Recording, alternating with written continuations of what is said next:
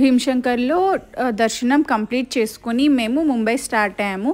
మేము సేమ్ వెహికలే బుక్ చేసుకున్నాం from Pune to Bhimashankar, from Bhimashankar to Mumbai same వెహికల్లోనే వెళ్ళాము. ఫ్రమ్ భీమశంకర్ టు ముంబై వెళ్ళడానికి it took us around 7 hours and beautiful వేలో వెళ్ళాము.